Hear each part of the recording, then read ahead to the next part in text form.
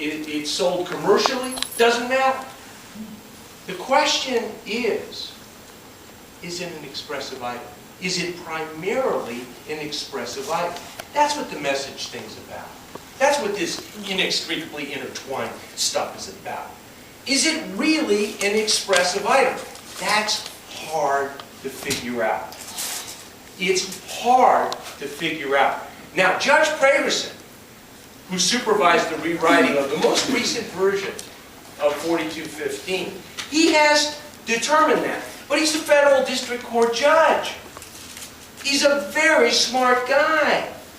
And where did he determine it?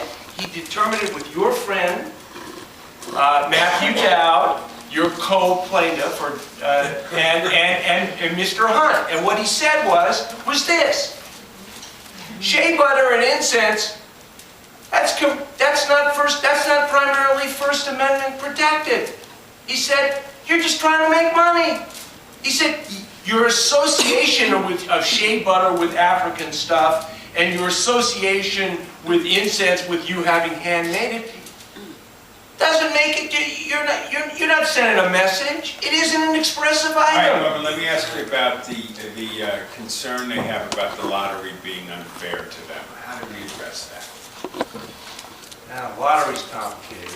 There's a lot of people for it, there's a lot of people against it. And it allocates the space. Is it a prior restraint? I don't know.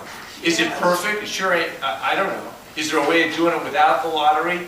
Basically, the best we can figure out from the input we get overall about the lottery is there's less fighting, there's less, criminal assaults or whatever as a result of the lottery than there is without it. I don't know if that's right or wrong, but that is the assessment that we have today.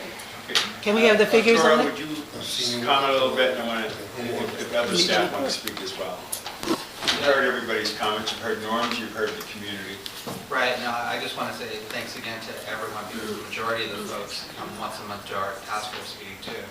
I realize that you take this out of your own time to get out here, so thank you, number one, for taking the time to come out here and share the issues that we've been hearing for quite some time.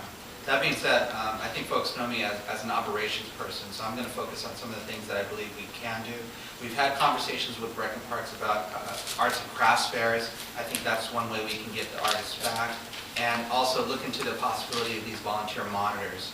I will say this, though, with the volunteer monitors, that will be a challenge, because they'll probably have to have LAPD assistance, because we've talked about subtly here the violence, the threats, the intimidation, the hostility. I mean, the list goes on and on. We have quite a few agitators out there, and I don't want to downplay that, and that's why I'm glad Norman highlighted that the aspects of the lottery that does work, and that is the fact that there are folks out there that do call me personally and say, look, the lottery works, I feel much safer. As a matter of fact, we need to make that amendment to make it a year-round lottery for both T-zone and I-zone. All the other aspects, the legalese, absolutely, that needs to be worked out, that needs to be hashed out. But from a public safety context, it appears that the lottery is working. I just wanted to throw that in. Okay, can we start, tell us your reflective comment on what you heard and where you think we are. And if I could ask just to come on up front, the folks in the back, if you're going to say anything so they can see you directly.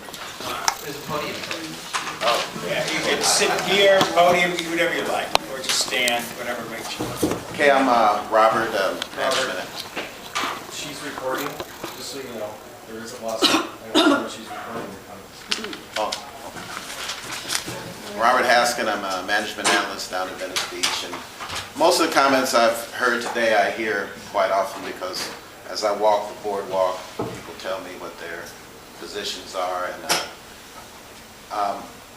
like Norm was saying, at our position, we're pretty much the ground level, so we do the best we can.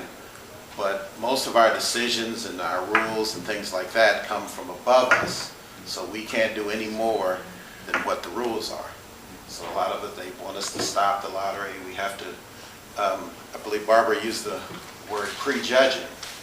And that's, when I first came in, I've been there 5 years, and people have asked me, well, they should come in and show what they want to do. But like Norm was saying, when we've met with the attorneys and Plaintiff attorneys, they say that's a First Amendment violation to prejudge what people do. You have to give them a permit, and then when they get out there, if they're not doing what they're supposed to be doing, that's the only way to really address it. Claudia, did you want to say anything? Just to add, I mean, basically, a lot of what you guys are talking about is what Norm and Arturo already hit on, is that you guys are talking about an arts and crafts district. You're not talking about a First Amendment zone. You can't look at a product beforehand and decide whether or not, the city can't decide whether or not it's going to be sold there. That's a prior restrict, what the lady in the front row is talking about. What San Francisco has, because when we were first doing the permit system 7 years ago now, we went to San Francisco, looked at what they were doing. They charge about $300 to $400 for a permit, and it's an arts and crafts district. It's not a First Amendment zone. So they can look at the product beforehand and decide if they like it. They can say, I don't like your particular art, so I'm not going to let you in. I'm going to let you in because I like your art. We can't do that here. That would be unfair, right? You all know that we can't just say, you have good art, you have bad art, you can't come. What you guys are talking about is exactly what Arturo hit on, which is an arts and crafts, maybe every second Sunday of the month. Either some Rec and Parks can organize it, or the councilman, or you guys get together, apply for a permit in a special area of Rec and Parks and have an arts exhibit like they do in other parts of the city. That's what